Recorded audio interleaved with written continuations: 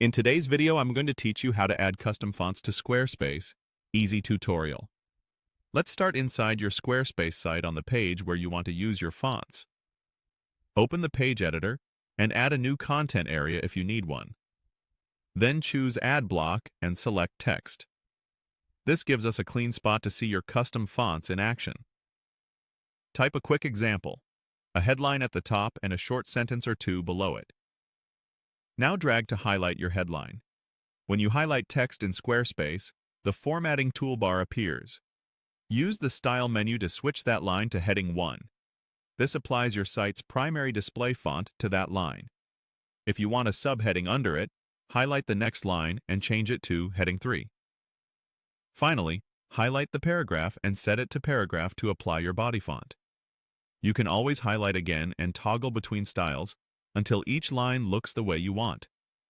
As you test styles, pay attention to how the fonts behave at different sizes. Headings are designed to be bold and clear, while paragraphs should be highly readable.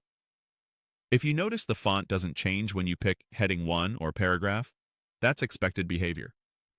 Squarespace ties those choices to your site's font settings. So when you assign a block as a heading or a paragraph, you're telling Squarespace to use the custom fonts you've already set for those roles.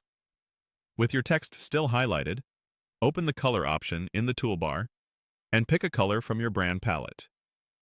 Choose something with strong contrast against the background for accessibility. If you're unsure, a darker text on a light background is a safe, readable choice. If you want to see your typography alongside visuals, add an image block beneath the text.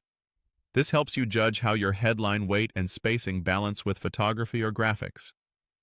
You can continue editing the text, highlight, switch styles, and refine color until the hierarchy feels right.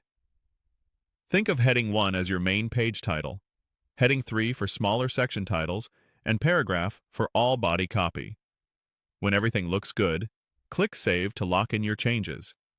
After saving, give the page a quick preview on desktop and mobile to confirm the custom fonts load properly and your headings and paragraphs remain legible at smaller sizes. That's it. By adding a text block, highlighting your copy, and applying heading and paragraph styles, you're activating your custom fonts exactly where they matter, keeping your site consistent, clear, and on brand.